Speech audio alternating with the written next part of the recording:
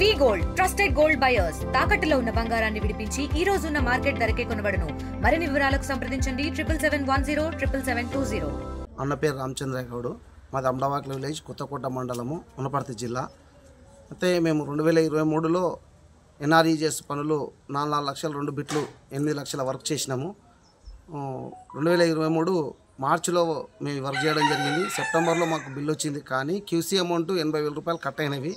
దానికి గాను మాకు 19,000 రూపాయలు 2 బిట్లకు కలిసి 19,000 చిల్లర మనకు బిట్ అమౌంట్ పడింది, క్యూసీ అమౌంట్. అది మేము గత 10 రోజుల కింద నుంచి మేము తిరిగినాము.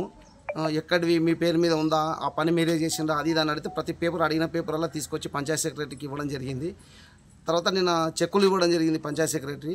లాస్ట్ తీరా పోయి చూసి ఎస్బీఐ అకౌంట్లో పోయి చూస్తే 2 చెక్కులు కూడా ఫెయిల్ అయినవి, అమౌంట్ లేదని చెప్పడం జరిగింది. దానికి మళ్ళీ పంచాయత్ సెక్రటరీ మేము అడగడం జరిగింది. ఏమైంది అంటే, ఇది గత నెల 9వ నెల 4వ తారీఖు నాడే ఈ పైసలు డ్రా చేసుకోవడం అని చెప్పి బ్యాంకులో చెప్పడం జరిగింది మాకు. కనుక మేము చాలా 3 ఏళ్ల నుంచి ఈ పైసల్ని మేము ఎదురు చూడడం జరిగింది. దీంతో పాటు 8 లక్షలతో పాటు గ్రామ పంచాయతీ నుంచి మాకు బిల్స్ పెడతామని చెప్పి సర్పంచ్, పంచాయత్ సెక్రటరీ, అప్పుడున్న పంచాయత్ సెక్రటరీ ఇద్దరు కలిసి మాకు వర్క్ చేయడం చెప్పింది. అది కూడా 2,17,000 ఇంతవరకు రాలేదు మాకు. కనుక మేము ఇంట్రెస్ట్లు కట్టి చాలా ఇబ్బంది పడుతున్నాము. ఏదో నోట్ల తడి ఇట్లా ఆడుతుందన్న ఆలోచనతో మేము ఈ 19,000 వచ్చినామని చెప్పి పండుగ ఖర్చులకు వస్తామని చెప్పి చాలా సంతోషపడ్డాం. నిన్న మొత్తం కూడా బ్యాంకులోనే కూర్చోవడం జరిగింది.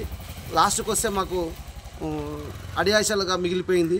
కనుక అందరూ దీని మీద దయ ఉంచి పంచాయత్ సెక్రటరీ తర్వాత ఎంపీఓ ఇద్దరు కూడా, వీళ్ళు స్పెషల్ ఆఫీసర్ ఎంపీఓ వీళ్ళిద్దరికి తెలియకుండా ఈ అమౌంట్ ఎక్కడ పోలేదు. కనుక మాకు 2 నెలల కింద అమౌంట్ పడితే ఇంతవరకు మాకు తెలపలేదు. ఒకటి తర్వాత నిన్న కూడా మాకు చెక్కులు రాసిండ్రు. మేము తిక్కులేక చదువుకొని ఇంత మార్కెట్లో ఉన్న వాళ్ళనే మమ్మల్ని ఈ విధంగా చేసిందంటే ఇంకా చదువురాని వాళ్ళ పరిస్థితి ఏందనేది చాలా బాధాకరంగా ఉంది. ఇప్పుడు నిరుద్యోగం ఉండే సమస్యల్లో ఏదో చిన్న పనులు చేసుకొని వద్దాం అనే టైంలో ఇంట్రెస్ట్లు కట్టలేక అవసరపడి నేను కలెక్టర్ ఆఫీస్లో పోయి కూడా 3 సార్లు నేను విన్నవించుకోవడం జరిగింది.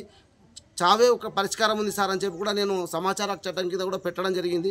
ఇవి తెలిసి కూడా ఈ డబ్బులను వీళ్ళు ఏ విధంగా డ్రా చేసిండ్రో నాకు అర్థం కాలేదు, ఏ ధైర్యంతో డ్రా చేసిందో అర్థం కాలేదు. కనుక దీని మీద తగిన చర్యలు తీసుకొని మాకు న్యాయం చేయాలని చెప్పి కోరుతున్నాను. ఎంపీఓ కానీ తర్వాత పంచాయత్ సెక్రటరీ కానీ వీళ్ళిద్దరూ ప్రమేయం లేకుండా ఈ డబ్బులు ఎక్కడ పోలేదు.